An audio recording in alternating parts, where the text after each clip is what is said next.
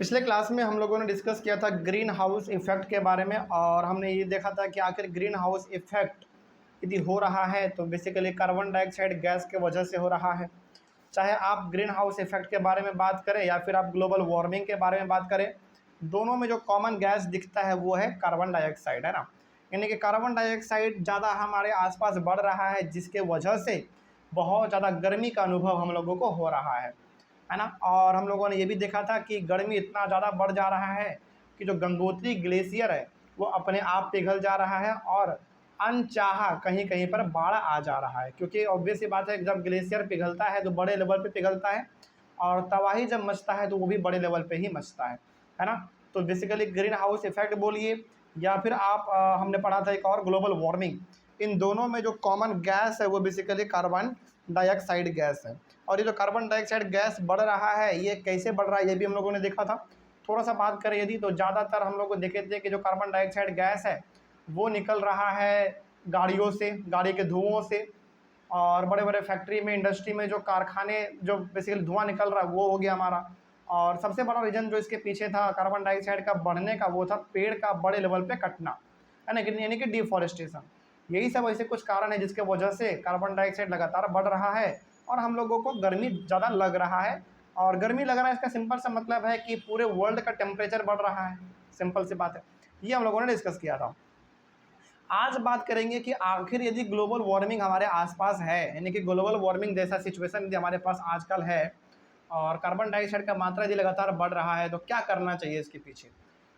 क्योंकि यदि जब तक हम लोग कोई एक्शन नहीं लेंगे तब तक तो बहुत देर हो चुका रहेगा और आने वाले समय में इसका खामियाजा सबको भुगतना पड़ेगा। तो कुछ ना कुछ तो एक्शन हम लोगों को लेना ही पड़ेगा। और क्या हम लोग कर सकते हैं वही हम लोग आज डिस्कस करेंगे, व्हाट कैन बी डन, यानी कि हम लोग अपने तरफ से क्या कर सकते हैं ग्लोबल वार्मिंग को ख़त्म करने के लिए और कार्बन डाइऑक्साइड को ख़त्म करने के लिए हम लोग क्या कर सकते हैं। देखा जाए कुछ प्रोसेस यहाँ पे दिए गए हैं, ऐसे तौर तरीके जिसके वजह से हम लोग कुछ हद तक मदद कर सकते हैं। देखिए पहला पॉइंट इसमें लिखा हुआ है कि the quality of air at various locations is monitored regularly by government and other agencies, यानी कि गवर्नमेंट को लगातार हर जगह का एयर क्वालिटी चेक करते रहना चाहिए। यानी कि जैसे हमारा एग्जांपल यदि आप हम लोग अपने पटना का एग्जांपल ले तो पटना में यदि आप सचिवालय की तरफ जाएंगे ना तो वहाँ पे एक बड़ा सा बोर्ड लगा हुआ है। उस बोर्ड में एयर का क्या क्वालिटी है, आज कितना टेम्परेचर रहा, लो कितना था, हाई कितना था, एयर का क्वालिटी कैसा रहा आज, सब कुछ उसमें ऑटोमेटिक डेली रिकॉर्ड होता रहता है। तो गवर्नमेंट को यहाँ पे करना क्या चाहिए, बेसिकली हर शहर में एक एक ऐसा साइन बोर्ड लगा देना चाहिए, यानी कि ऐसा एक सिस्टम लगा देना चाहिए जहाँ पे कि उसका उस जगह का टेम्परेचर आज का, एयर क्वालिटी आज का सारा कुछ नोट हो सके।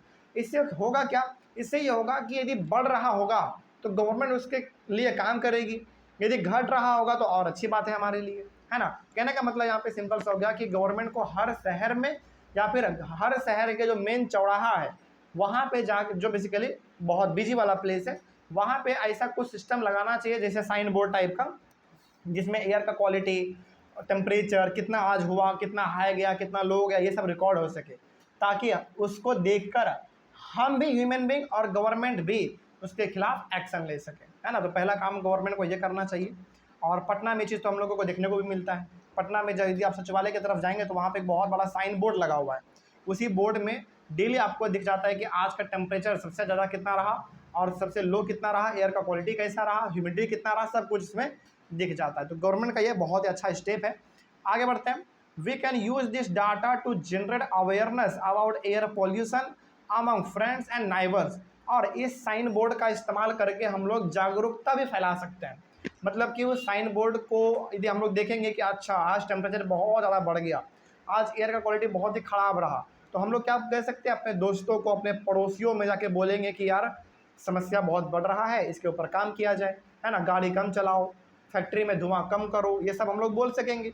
लेकिन हमारे पास यदि डाटा ही नहीं रहेगा, इन्फॉर्मेशन ही नहीं रहेगा, तो हम लोग क्या लोगों को जागरूक कर पाएंगे, नहीं कर पाएंगे। लेकिन हमारे पास यदि इन्फॉर्मेशन रहेगा कि हाँ आज का एयर का क्वालिटी बड़ा ख़राब रहा, आज टेम्परेचर इतना ज़्यादा चल गया, इतना घट गया, ये सब यदि हमारे पास इन्फॉर्मेशन रहेगा तो कहीं ना कहीं हम लोगों को जागरूक कर पाएंगे बोल के कि आज इतना रहा, इतना कम हो गया, ये रहा वो रहा, तो कहीं ना कहीं लोग भी अपने आप को थोड़ा सा जागरूक कर पाएंगे। तो इन्फॉर्मेशन हमारे पास होना चाहिए, जो कि गवर्नमेंट इसके ऊपर अच्छा खासा काम भी कर रही है और करने की ज़रूरत और है। और आगे बात किया जाए तो we should switch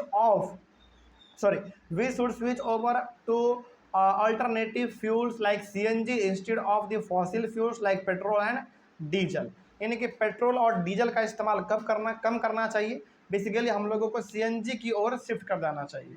सीएनजी का मतलब होता है कॉम्प्रेस्ड नेचुरल गैस, और ये इतना अच्छा बेसिकली फ्यूल है, इसमें ना ही तो धुआं निकलता है और ना ही इतना आवाज़ करता है। जैसे आप देखते हैं ना रोड पे सीएनजी वाला ऑटो, सीएनजी वाला बस, सीएनजी वाला बाइक, सीएनजी वाला कार, ये सब बहुत ही धुआं कम क्रिएट करता है और आवाज़ ही बहुत कम करता है। ये बहुत अच्छा चीज़ है। लेकिन वही आप वैसा गाड़ी देख लो जो कि डीजल से चलता है, पेट्रोल से चलता है, वो धुआं भी करता है प्लस आवाज़ भी बहुत करता है। तो ये सबको अवॉइड करना चाहिए और सीएनजी को बेसिकली अपनाना चाहिए। अगला है also we should switch over solar energy, hydro power and wind energy.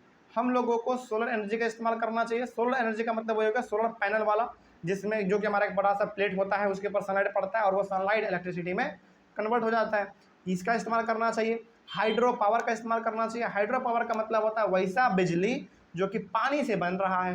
हालांकि हमने आपको बताया था कि बिजली दो प्रकार से भी फिलहाल इंडिया में ज़्यादातर बन रहा है। हालांकि बनने का तरीका और भी हमारे पास है, लेकिन ज़्यादातर जो हमारे घरों में बिजली आ रहा है वो दो तरीके से बन के आ रहा है।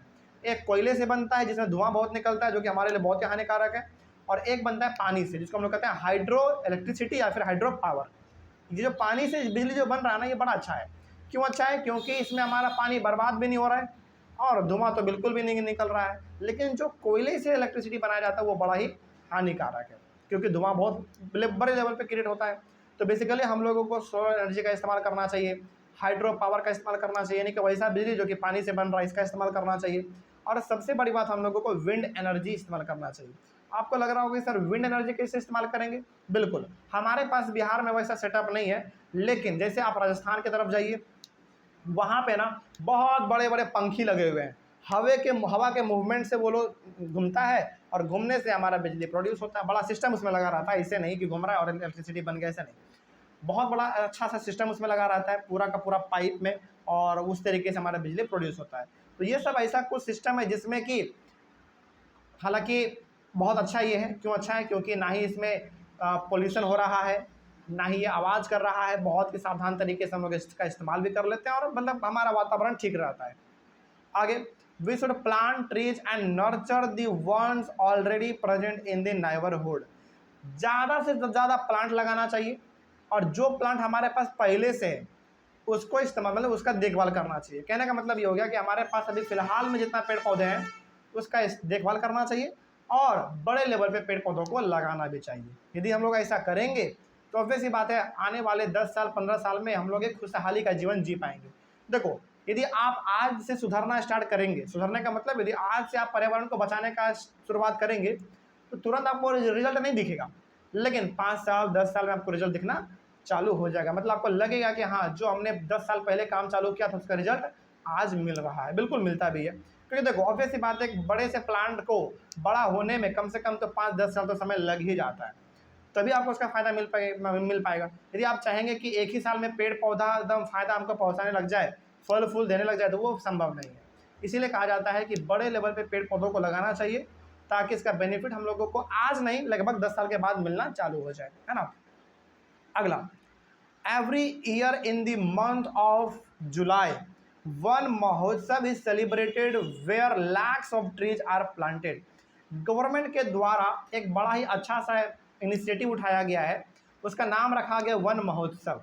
यानी कि जुलाई के महीने में होता है, अभी तो जून चल रहा है, अगले महीने में जुलाई में एक दिन आएगा हमारे पास, मतलब एक उस डेट तुमको एग्जैक्ट नहीं याद आ रहा है, लेकिन जुलाई के महीने में एक क्या कह सकते हो, एक मतलब एक ऐसे समझ लो ना, हॉलीडे टाइप, है ना।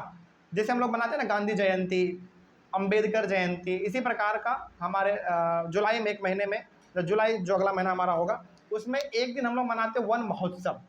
वन महोत्सव बेसिकली हम लोग इसलिए मनाते हैं क्योंकि उस दिन ऐसा सरकार के द्वारा कहा गया है कि आज के दिन आप पेड़ पौधा जितना लगाना चाहें लगा सकते हैं। कहने का देखो, हालांकि पेड़ पौधा लगाने के लिए कोई रोक टोक थोड़ी है कि आप आज ही लगाइए, नहीं, ऐसा नहीं है। लेकिन उस पर्टिकुलर डेट को इसलिए चुना गया है ताकि उस दिन कम से कम, आप साल भर नहीं लगाए तो कोई दिक्कत नहीं, लेकिन कम से कम उस दिन तो लगाइए, है ना। जरा सोचो, आप इमेजिन करो, 365 दिन साल में होता है। मान लीजिए कि आपको सालों भर समय नहीं मिला, लेकिन साल भर में कम से कम एक दिन समय निकालिए वन महोत्सव के दिन, जो कि जुलाई में होगा, उस दिन कम से कम 1-2 पेड़ लगा दीजिए, तो साल भर का भरपाई आपने कर दिया। लेकिन ऐसा लोग फिर भी नहीं करते हैं। खैर आगे बढ़ते हैं। तो वन महोत्सव बेसिकली गवर्नमेंट के द्वारा चलाया जाने वाला एक बहुत अच्छा सा प्रोग्राम है, लगभग हर स्टेट में और हर स्टेट के हर ज़िले में ये चीज़ होता है। और ये जिम्मेदारी बेसिकली होता है डीएम का, हर जिला का जो डीएम होता है उसका जिम्मेदारी होता है कि इसको परफॉर्म किया जाए, और हर ऑफिसर को ये सुझाव दिया जाए कि गली गली घूमे, बड़े बड़े इंस्टीट्यूट में जाए और वहाँ पे बच्चों को प्रोत्साहित करे कि हाँ बच्चों को पेड़ लगाना चाहिए, इससे वातावरण ठीक रहेगा। बहुत अच्छा कदम है ये। मतलब तो जुलाई के महीने में एक दिन हमारा है जिसका नाम हम लोग कहते हैं वन महोत्सव।